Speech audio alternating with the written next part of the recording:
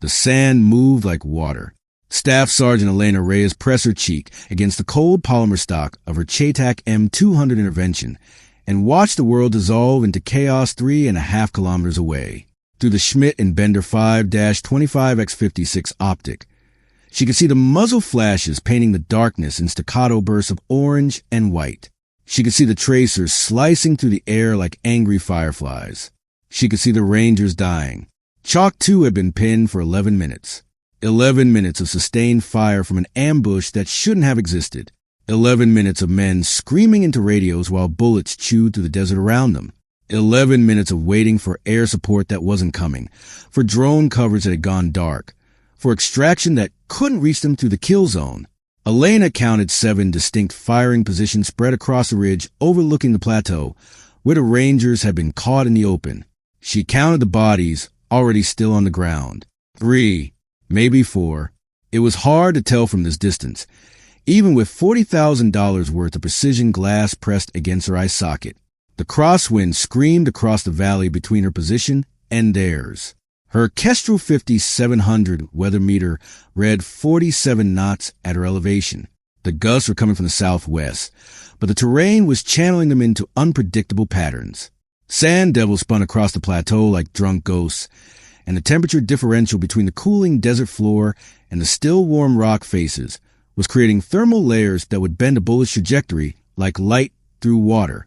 Nobody shoots that far in a crosswind. That's what they told her.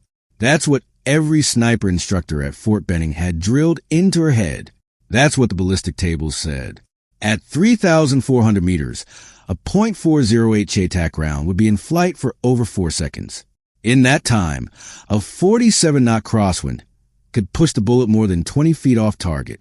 Factor in the gusting, the sand, the thermal variance, and the angle of declination from our elevated ridge to the plateau below, and the mathematics became an exercise in futility. Nobody shoots that far in a crosswind, but nobody had told the enemy fighters that they weren't supposed to be there either. If that opening hooked you, trust me, this story only gets more intense. Subscribe now for more incredible true stories of courage, and hit that notification bell. Now, let me take you back to where it all began. 18 hours earlier, Staff Sergeant Aurora Hale had been where she always was.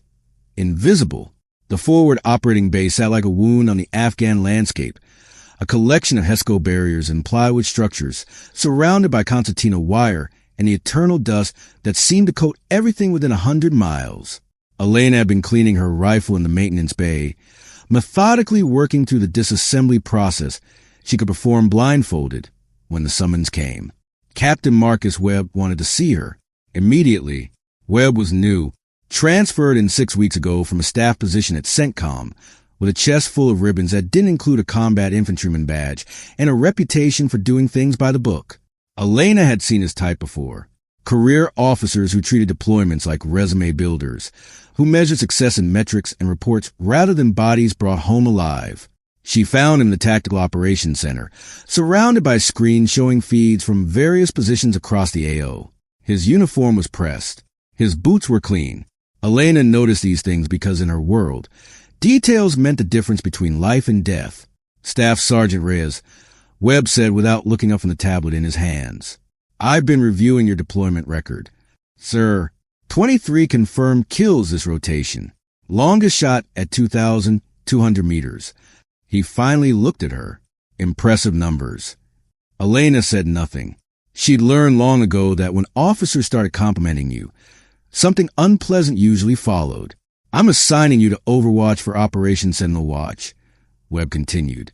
Ranger Recon Element, 8-man team, moving to recover intelligence materials from a compound in the Darya Morga Valley. Elena felt something cold settle in her stomach. The Darya Morga Valley was bad country. Narrow approaches, elevated ridgelines on both sides, and a local population that had been sympathetic to Taliban elements since before she was born. The kind of place where ambushes were measured in certainties rather than probabilities. Overwatch position? She asked. Grid reference Tango Foxtrot 4729er. Elevated ridge approximately 3 kilometers east of the target compound. 3 kilometers. In optimal conditions. With no wind, stable thermals, and a target standing perfectly still. 3 kilometers was at the extreme edge of her effective range. In the Dari-Morghab Valley, with its unpredictable weather patterns and complex terrain, 3 kilometers might as well be on the moon. Sir, with respect, that position is too far for effective support. If the element makes contact, I won't be able to provide accurate covering fire. Standard overwatch doctrine calls for. I'm aware of standard doctrine, Staff Sergeant. Webb's voice had an edge to it now. The position was selected based on satellite imagery and threat assessment models. It provides the best compromise between field of view and personal security for the sniper element. Personal security. Elena understood then. Webb wasn't concerned about whether she could hit anything from 3 kilometers away. He was concerned about whether she would come back alive. A dead sniper meant paperwork. It meant investigations. It meant questions from higher that might derail an otherwise promising career. The Rangers are comfortable with the arrangement, Webb added. I spoke with their team leader this morning. That was a lie. Elena knew it was a lie because she'd been working with Ranger elements for 9 months, and not one of them would ever describe themselves as comfortable with a sniper 3 kilometers away. But Webb didn't know that because Webb didn't know Rangers. Webb knew spreadsheets and threat matrices and the comfortable distance between commander and the consequences of his decisions. Yes, sir, Elena said. There was nothing else to say. The briefing that followed was thorough in all the ways that didn't matter and incomplete in all the ways that did. Webb explained the intelligence value of the target compound, the satellite imagery showing suspected document storage, the pattern analysis suggesting reduced enemy activity in the area. He did not explain why the mission was happening at night, when thermal imaging would be compromised by the residual heat in the rocks. He did not explain why drone coverage was being routed through a single relay point that was vulnerable to jamming. He did not explain why the extraction route had been changed 3 times in the past week. Elena noticed these things. She always noticed these things. After the briefing, she found Lieutenant Cole Harrison outside the TOC, smoking a cigarette and staring at the mountains like they owed him money. Harrison was 28 years old, with a face that looked 40 and eyes that had seen things that would give most people nightmares for the rest of their lives. He'd been leading Ranger recon elements for 4 years. He was very good at not dying. 3 kilometers, Elena said, standing beside him.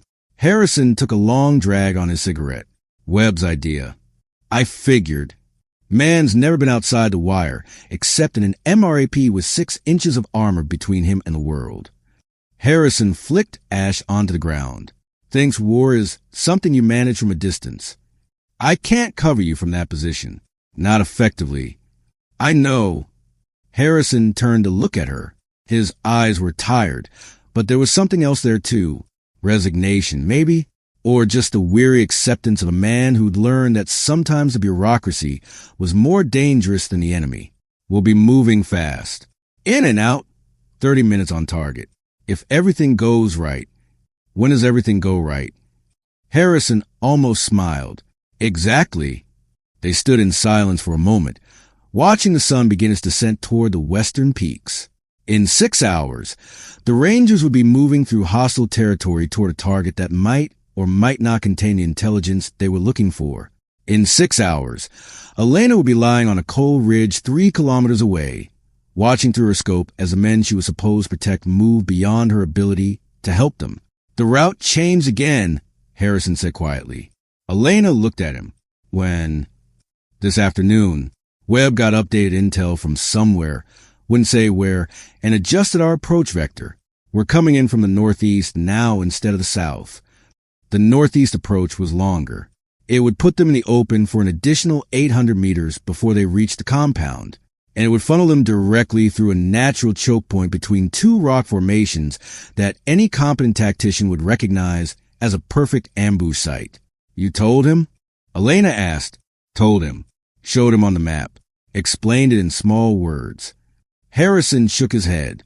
Man said the threat assessment models indicated reduced probability of enemy contact on the northeastern approach. Said the satellites didn't show any recent activity in that sector. Satellites can't see caves. Satellites can't see a lot of things. Elena felt the cold in her stomach again. spreading outward. Something was wrong. She couldn't point to any single piece of evidence, couldn't construct an argument that would convince someone like Webb, but her instincts were screaming at her. 9 months in country, 23 confirmed kills, hundreds of hours behind the scope, watching patterns emerge from chaos. She knew what wrong looked like. This looked wrong. I'm going to reposition, she said. Harrison's eyebrows rose. Webb gave you specific coordinates. Webb can court-martial me when we get back. If we get back. When... Elena held his gaze. I don't lose Rangers. For the first time since she'd known him, Lieutenant Cole Harrison genuinely smiled. It transformed his face, made him look almost young again. Nobody shoots that far in a crosswind, he said. Nobody's supposed to. The sun touched the peaks, and the shadows began their slow conquest of the valley below. Staff Sergeant Elena Reyes had not always been a ghost.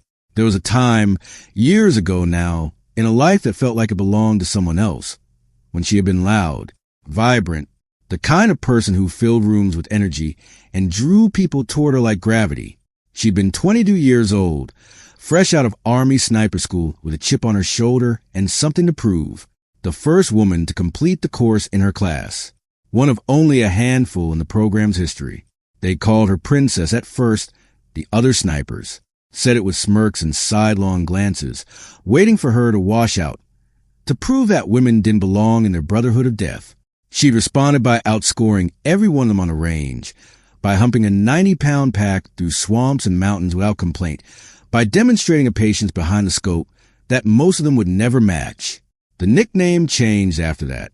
They started calling her Ghost instead, because of the way she could disappear into terrain that seemed to offer no concealment, because of the way her targets died without ever knowing she was there. But ghosts were made, not born, and Elena's transformation had come at a price. Helmand Province. For years ago, a mission that was supposed to be simple. She'd been providing overwatch for a Marine patrol, moving through a village that intelligence had cleared as friendly. Her position was good, elevated, concealed, with clear sight lines at every approach. She watched the Marines move through the narrow streets, checking corners, keeping intervals, doing everything right. She'd seen the child step out of the doorway. 8 years old, maybe 9. Thin arms, dusty clothes, and a vest packed with enough Semtex to level a building. Elena had known. In the fraction of a second it took for her brain to process what she was seeing, she'd known what would happen next. She'd known that the Marines were too close, that her warning would come too late, that the child, the weapon, was already within the kill radius. She'd also known that she had a shot. 1.4 seconds. That's how long she'd hesitated. 1.4 seconds of her finger on the trigger. Her crosshairs centered on a chest that still rose and fell with frightened breaths. 1.4 seconds of asking herself if she could live with what she was about to do. The explosion had answered for her. 3 Marines died. The child died. A dozen civilians in the surrounding buildings died. And somewhere in the smoke and screaming and the wet sounds of aftermath, the person Elena had been died too. She never hesitated again. The review board had cleared her. They'd studied the footage from her scope camera, analyzed the timeline down to the millisecond, concluded that no shooter could have reasonably been expected to make that decision any faster. They'd told her it wasn't her fault. They'd recommended her for continued service. They hadn't understood. It wasn't about whether she could have saved those Marines. It was about who she'd been in that moment. Someone who let human considerations slow her trigger finger. Someone who thought about the morality of a shot instead of the mathematics. Someone who was still, in some small and ultimately fatal way, the person she'd been before she learned what war really was. Elena had made a decision after Helmand. She would never again let hesitation cost lives. She would never again allow herself the luxury of doubt. When the scope settled, when the crosshairs aligned, when the math said the shot was there, she would take it. No matter what, she would become what the job required. A ghost, a machine, a force as impersonal and inevitable as gravity. It had cost her. Her marriage first. Tom couldn't love someone he couldn't reach, and Elena had put so much distance between herself and her emotions that eventually there was nothing left for him to hold on to. Her friendships next. The easy camaraderie that had once defined her interactions with fellow soldiers replaced by a professional distance that was hard to cross. And finally, something harder to name, some essential warmth that had once lived at the center of her, extinguished so completely that she sometimes wondered if it had ever been there at all. But she didn't lose Rangers. She didn't lose Marines or SEALs or Green Berets or any of the men and women who went into harm's way trusting that someone had their back. In 3 deployments and 247 missions since Hellmanned, every soldier under her overwatch had come home alive. Every single one. The records didn't track that statistic. The after-action reports didn't mention it, but the operators knew. They requested her by name now. Ghost, the sniper who never missed and never failed and never let anyone die on her watch. It was the only thing she had left. And tonight, she would not let it be taken from her. The sun had set completely by the time Elena reached her position. Not the position Webb had assigned. That ridge was visible through her scope now. 300 meters to the south, exactly where it would have been useless. Instead, she low-crawled for 2 hours through terrain that the satellites couldn't see, moving with a patience that would have broken most soldiers, until she found what she was looking for. A narrow cleft in the rock face, invisible from above, overlooking the approach the Rangers would take. 2,300 meters from the target compound. Close enough to make a difference. Maybe she settled into her position, arranging her equipment with the precision of long practice. The M200 intervention went into its bipod, barrel extending just past the rock face into the cooling night air. Her spotting scope, a Hensoldt with thermal overlay capability, went to her left. Her Kestrel weather meter, her range cards, her notebook of ballistic data. Everything in its place, everything ready. The crosswind was already building. Elena checked the Kestrel. 32 knots at her position, gusting to 40. The temperature was dropping fast as the desert shed its daytime heat, and she could feel the beginnings of the thermal layers that would make long-range shooting even more difficult. By midnight, when the Rangers were scheduled to hit the compound, conditions would be at their worst.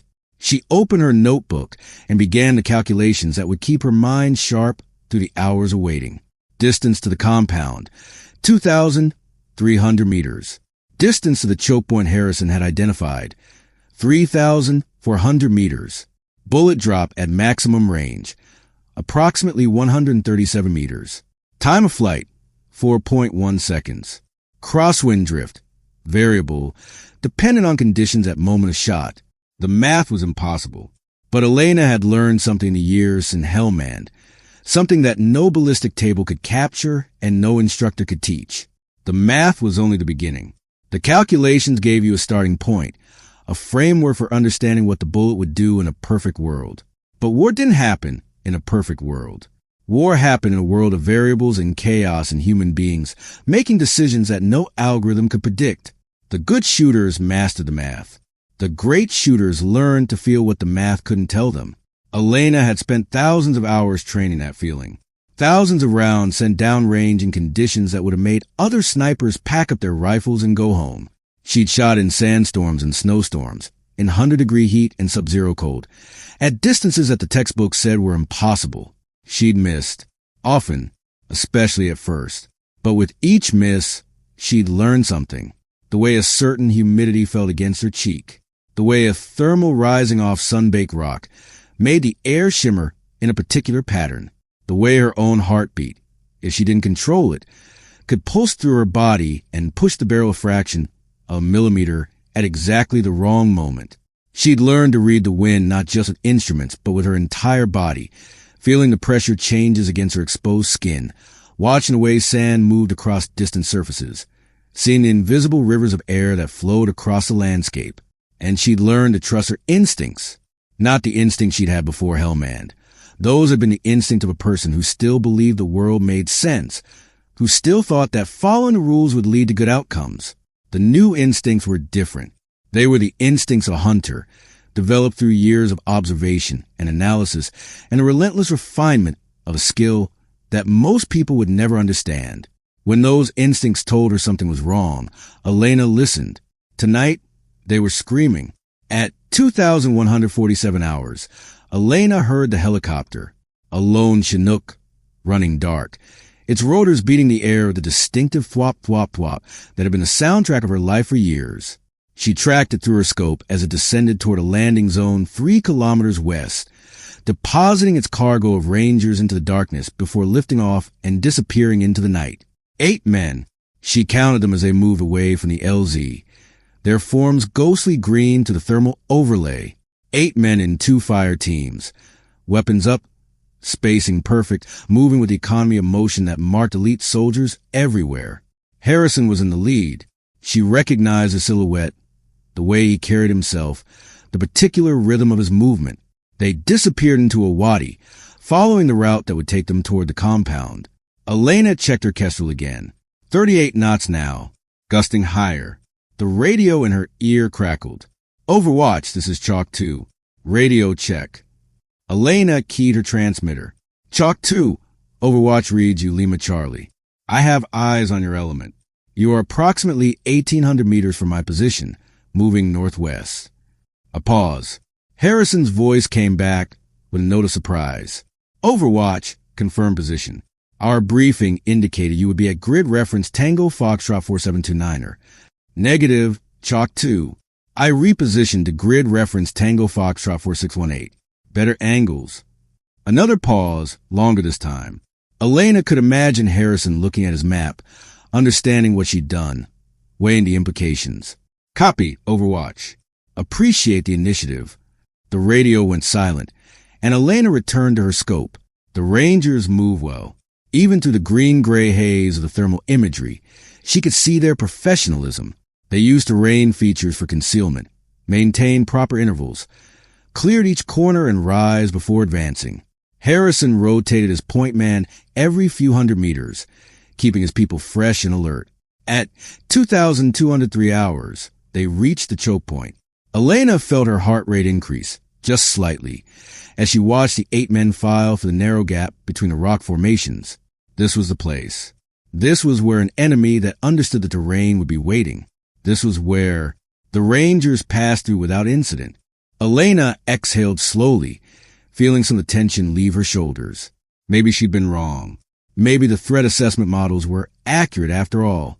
Maybe Webb, for all his inexperience, had gotten lucky. The Rangers continued their approach. 2,000 meters from Elena's position now, angling toward the compound that sat dark and silent against the mountain's base. 1,200 meters to their objective. At 2,218 hours, they reached the compound's outer perimeter. Elena watched Harrison hand signal his teams into position, for men moving left to cover back entrance, for moving right toward the front. Textbook approach, executed with precision that came from hundreds of training iterations and dozens of real-world operations. The front door breached. Flashbangs, muzzle flashes. The staccato pop of suppressed M4 is audible even from 2 kilometers away. Overwatch, Chalk 2. Building secure. Beginning document recovery. Copy, Chalk 2. No movement visible in your AO. You are clear. Elena scanned the surrounding terrain methodically, her scope moving in the practice pattern that covered maximum ground in minimum time. The compound sat on a slight rise, surrounded by open desert punctuated by rock formations and dry wadis. The nearest cover was 300 meters in any direction. Good for the Rangers, who would have clear sight lines if anyone approached, but bad if they needed to withdraw under fire. The choke point they'd passed through was the only viable extraction route. The other approaches were either too exposed or led through terrain that would slow the Rangers to a crawl. Elena studied the choke point through her scope. Something flickered at the edge of her vision. She shifted her focus, zooming in on a shadow that seemed deeper than it should be. For a long moment, nothing moved. Then, so slight that she almost missed it, she saw the outline of a head rise above a rock formation. And another, and another. Elena's blood turned to ice. Chalk 2, Overwatch. You have enemy elements establishing positions at the choke point. Repeat, enemy elements at your extraction route. Count is standby. She swept her scope across the ridge overlooking the choke point, her heart pounding in her ears. What she saw made her stomach drop. 7, 8, 12, 15 fighting positions spread across a 300-meter front. Men moving in the darkness, setting up crew-served weapons, positioning themselves for a massacre. This wasn't a chance encounter. This wasn't a patrol that had stumbled across the Ranger element. This was a prepared ambush, positioned with military precision, waiting for the Americans to walk into the kill zone. Chalk 2, Overwatch. Enemy count is approximately 30 fighters, possibly more. They have elevated positions and are establishing crew-served weapons. This is a prepared ambush. Repeat, this is a prepared ambush. Recommend you abort extraction via primary route. Silence on the radio. Then Harrison's voice, tight with controlled anger. Copy, Overwatch. What's our alternate? Elena pulled up her mental map of the terrain. South was a box canyon, death trap. West led toward the mountains, into Taliban territory that would swallow 8 Rangers without a trace.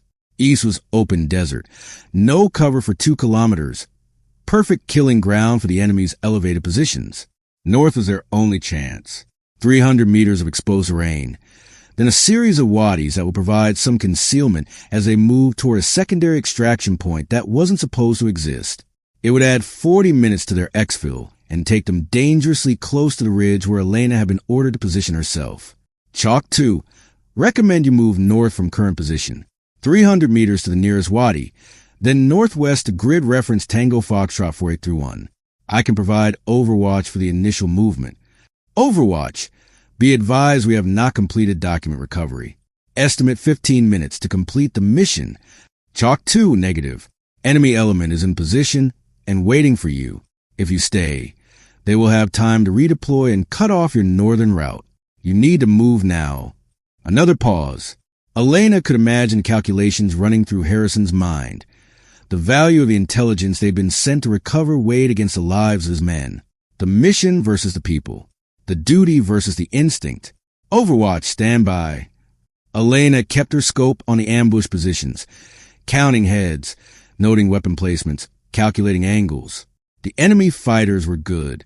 They'd chosen positions that offered interlocking fields of fire that covered the natural approaches, while remaining concealed from aerial observation.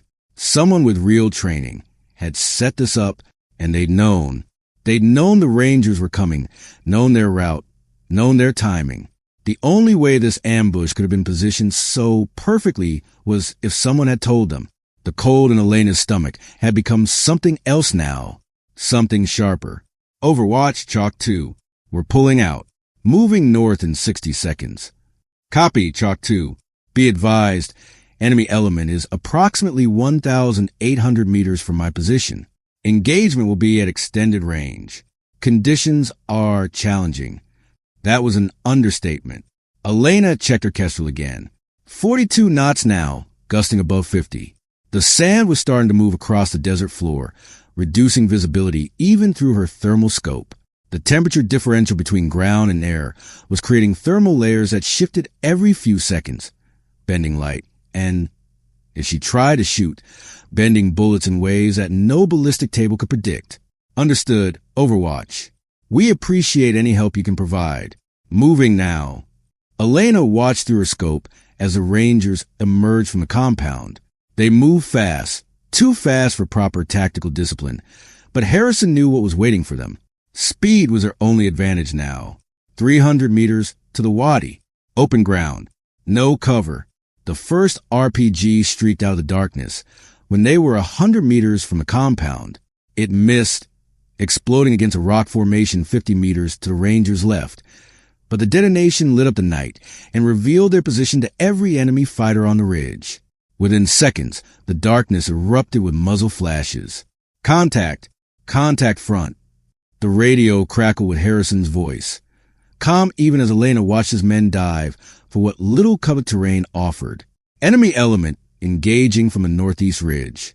Approximately 400 meters, elevated positions. We are pinned. Elena's crosshairs were already moving, sweeping across the enemy positions, searching for targets. But at this range, through the swirling sand and shifting thermals, individual fighters were impossible to distinguish from the rocks around them. She needed muzzle flashes to aim for, and even those were distorted by the atmospheric conditions. She found one, a fighter in a prone position, his weapon spitting fire toward the Rangers below. She made the calculations automatically. Distance 1,847 meters. Crosswind 44 knots. Thermal rise estimated at 3 MOA. Angle of declination 12 degrees. She adjusted her aim, placing the crosshairs where mathematics said the bullet needed to be. And then she paused. Something was wrong. The muzzle flash wasn't where it should be relative to the terrain features she'd memorized.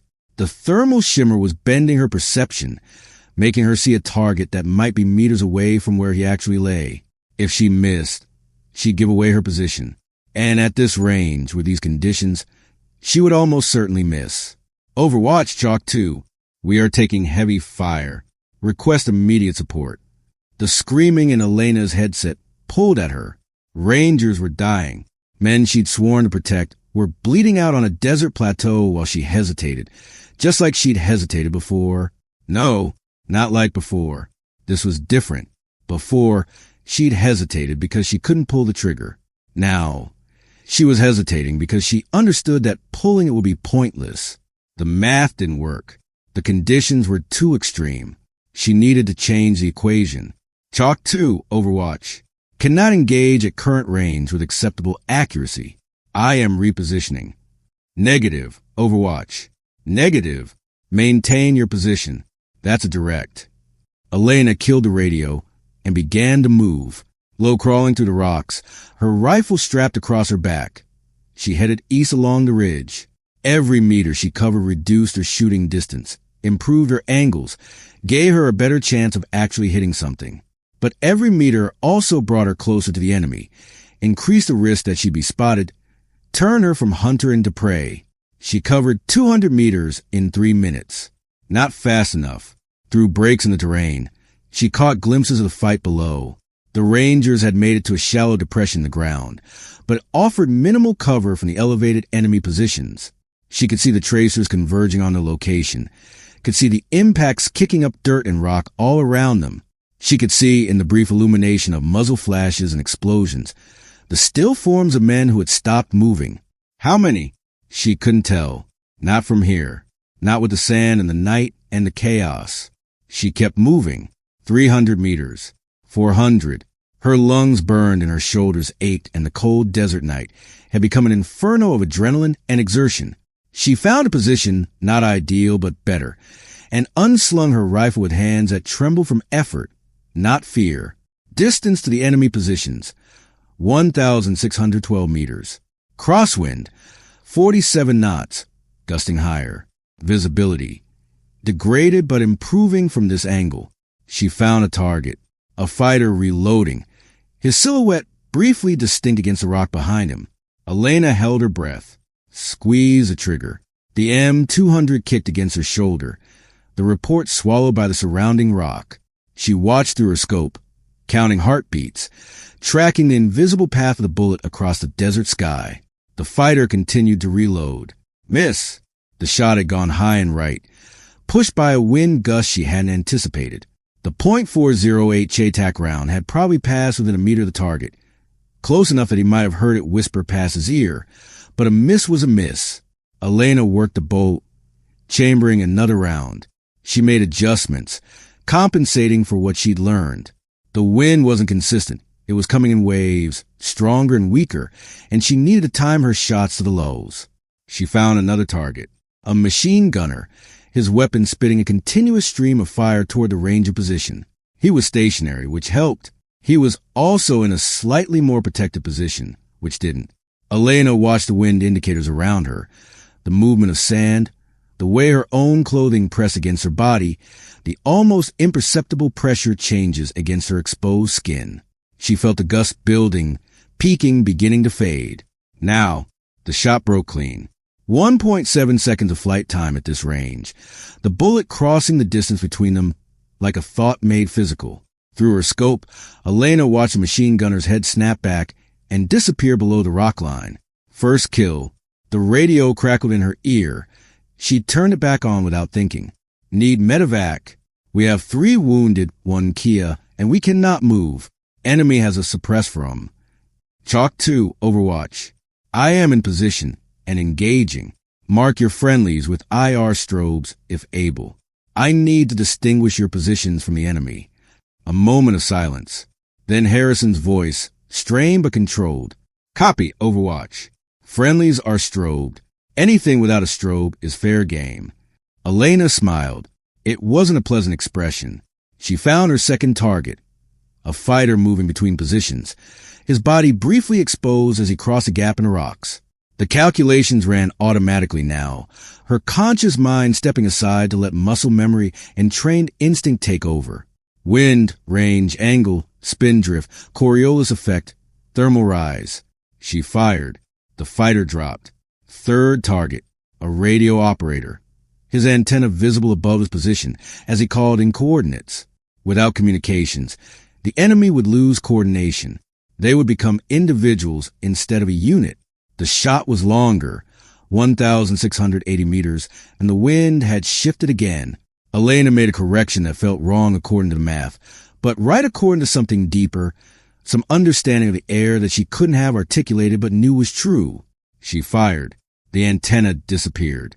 A moment later, the body attached to it slumped into view. Chalk 2, Overwatch. 3 enemy Kia.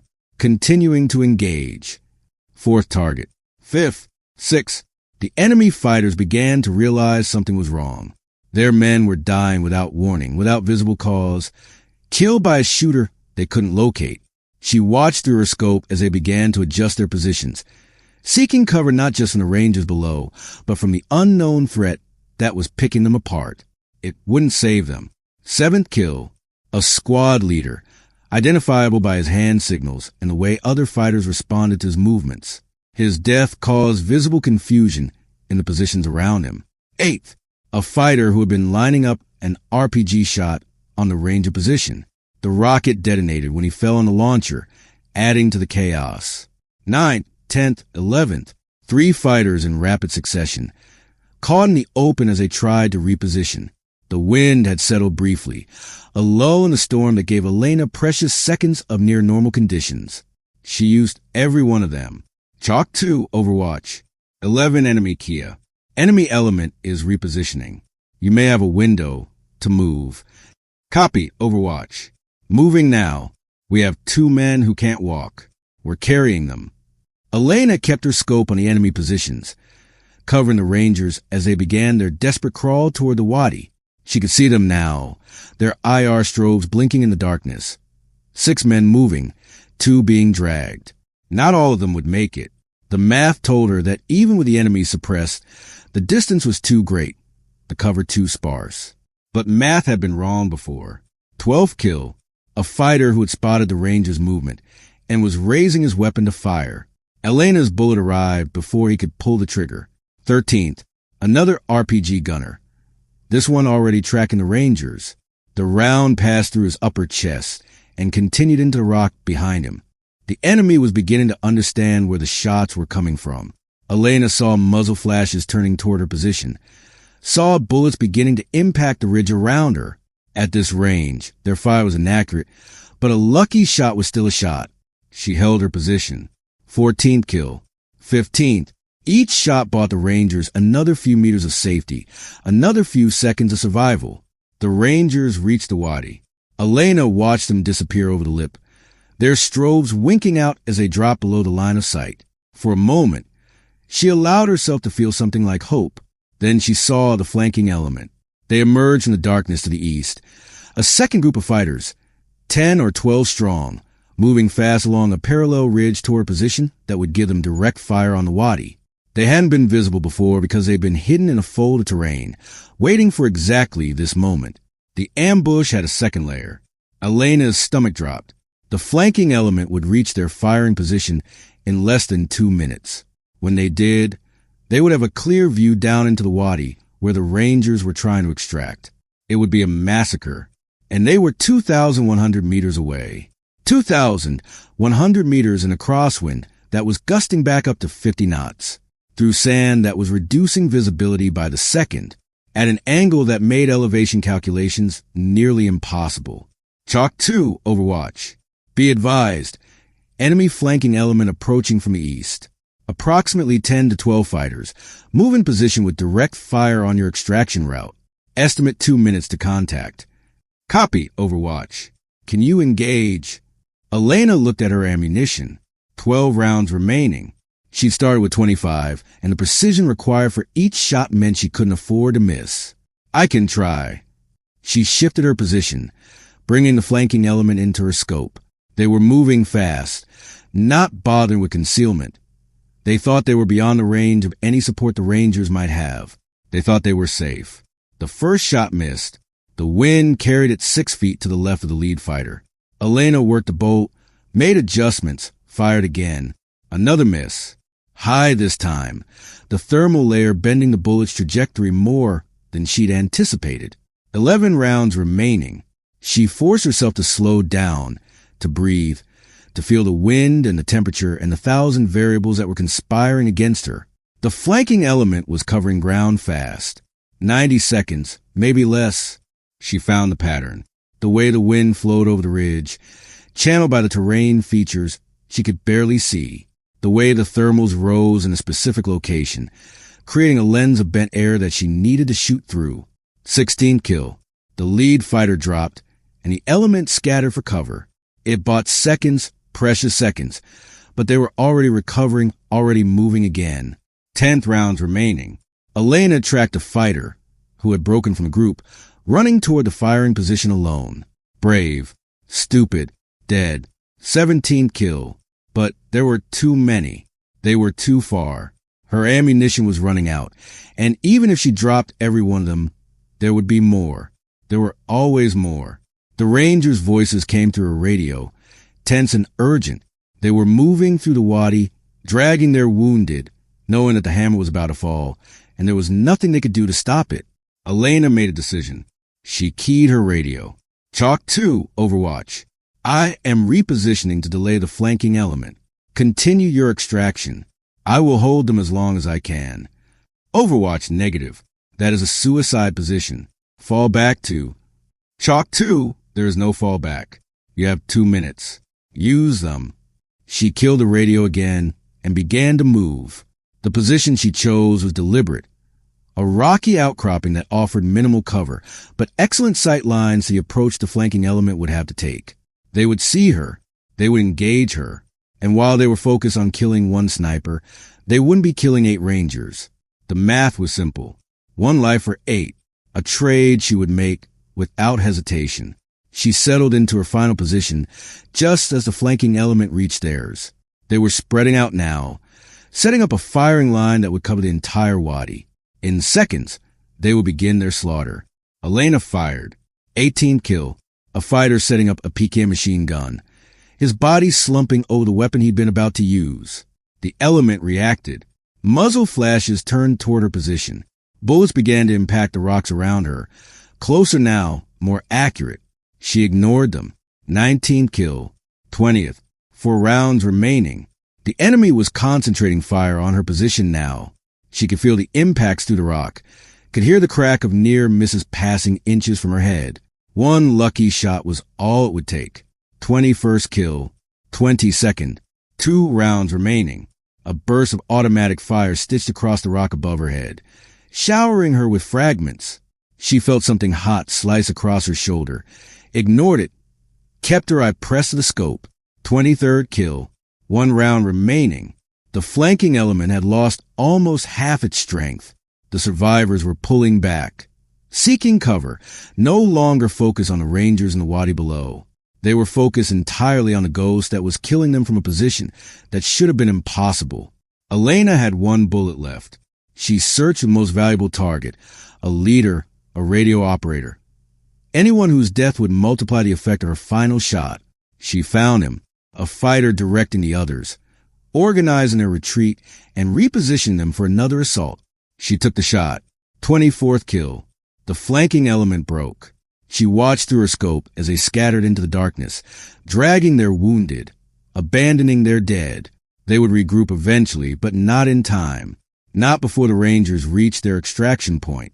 The silence that followed was almost physical. Elena lay behind her rock, breathing hard, feeling the blood seeping from her shoulder and the exhaustion that was threatening to pull her under. Her rifle was empty. Her position was known. If the enemy regrouped and came for her, she would have nothing left but a sidearm and a knife. But the Rangers were alive. The radio crackled. Overwatch, Chalk 2. We are at the extraction point. QRF is inbound. ETA 12 minutes. What is your status? Elena keyed her transmitter. Chalk 2, Overwatch. I am operational. Enemy element has withdrawn. You are clear to extract. Negative. Overwatch. QRF is picking you up too. Mark your position with IR strobe. Chalk 2. I'm not at a secure LZ. Extract your element first. I will. Staff Sergeant Reyes. Harrison's voice cut through her protest, using her name instead of her call sign for the first time. You just killed 24 enemy fighters from a range that the textbooks say is impossible. The least we can do is give you a ride home. Mark your position. That is not a request. Elena almost smiled. She reached for her IR strobe, activated it, and waited. The QRF arrived 11 minutes later. 3 Blackhawks coming in fast and low, their door gunner scanning for threats that no longer existed. Elena watched as the first bird touched down near the Rangers' position, watched as the survivors loaded their wounded and dead onto the aircraft. Then the second bird came for her. Strong hands pulled her aboard, secured her in a seat, pressed a field dressing against the wound in her shoulder that she'd somehow forgotten about. The rotors beat the air into submission, and then they were climbing, leaving the battlefield behind. Through the open door, Elena watched the desert recede. Somewhere down there, among the rocks and shadows, 24 men lay dead because they'd made the mistake of thinking distance would keep them safe. Somewhere down there, the math had been wrong, and she had been right. The aftermath was what it always was. Debriefs and medical checks, and the grinding machinery of military bureaucracy trying to process something it didn't understand. Elena spent 2 days in the base hospital while doctors fussed over her shoulder wound minor, as she'd suspected, and flight surgeons evaluated her psychological state, stable as she'd known. Captain Webb came to see her on the second day. He stood at the foot of her bed with a folder in his hands and an expression that suggested he'd bitten into something sour. Elena watched him without speaking, waiting for the bureaucratic hammer to fall. Staff Sergeant Reyes, he began, I have here the preliminary after-action report from Operation Sentinel Watch. I want to discuss certain irregularities with you before it goes up the chain. Yes, sir. You repositioned from your assigned Overwatch position without authorization. You engaged enemy combatants beyond the maximum effective range specified in your briefing. You exposed yourself to direct enemy fire in a position that had not been clear for occupation. Yes, sir. Webb's jaw tightened. You also, according to Lieutenant Harrison's report, single-handedly eliminated 24 enemy fighters, disrupted a prepared ambush, and enabled the extraction of his entire element with only 1 Kia and 3 wounded, one of whom, I'm told, would have been killed in the initial contact if you hadn't taken out a machine gun position at. He consulted his folder. 1,847 meters in a 44-knot crosswind. 1,812 meters, sir. The 47-meter difference matters at that range. Webb stared at her for a long moment. Something shifted in his expression. Not quite respect, but perhaps the beginning of understanding.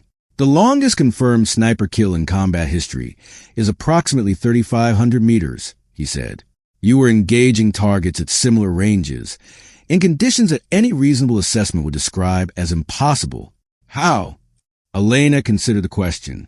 She could explain the math, the wind patterns, the thermal layers, the countless hours of training that had prepared her for exactly this kind of situation. She could describe the feeling of the rifle becoming an extension of her body, of the bullet's path revealing itself through some combination of calculation and instinct that she couldn't fully articulate. Instead, she said simply, I didn't have a choice, sir. The Rangers needed cover. The math said it couldn't be done, but the math didn't account for the men who would die if I didn't try. Webb was quiet for a moment. Then he closed his folder. There will be a formal review, he said. Your actions were outside the parameters of your mission assignment. There will be questions about your decision to reposition, about your judgment in engaging at extended range, about whether your success was skill or luck or some combination that could not be replicated. I understand, sir. I expect the review will conclude that your actions, while unauthorized, were justified by the tactical situation and the outcomes achieved. Webb paused. I also expect that the Rangers who came home alive will have opinions about what happened out there. Opinions that will be noted in the official record. He turned to leave, then stopped at the door. Staff Sergeant Reyes, for what it's worth, I was wrong. About the position. About the mission parameters. About what was possible. He didn't turn around. The Rangers are alive because you understood something that I didn't. Then he was gone. 3 weeks later, Elena stood in a formation as a 2-star general pinned a bronze star with V device to her chest. The citation spoke of extraordinary heroism, of marksmanship under impossible conditions, of actions in keeping with the highest traditions of military service. Lieutenant Harrison was there, his arm still in a sling from a wound he'd taken during the extraction. He caught her eye as the ceremony ended and nodded once, a gesture that said more than any medal ever could. The official report would eventually describe what happened that night as improbable but effective. It would note that Staff Sergeant Elena Reyes had exceeded standard engagement parameters and recommend against using her actions as a template for future operations. The Rangers who had been there would describe it differently.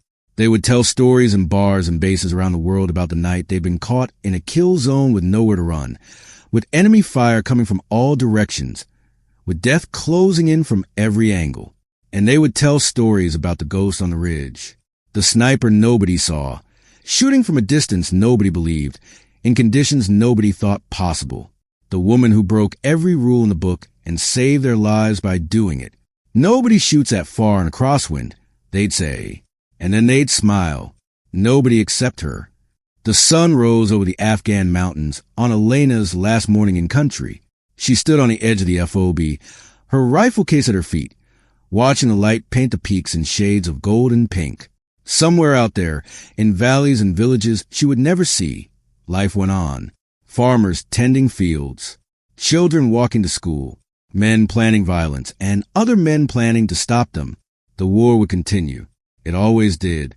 But today, somewhere in the world, 8 Rangers were alive because one sniper had refused to accept what the math told her was impossible. That was enough. It had to be enough. Elena picked up her rifle case, turned her back on the mountains, and walked toward the helicopter that would take her home. Behind her, the desert wind continued to blow, 47 knots, gusting higher, forever testing the limits of what could be done, and forever being proven wrong.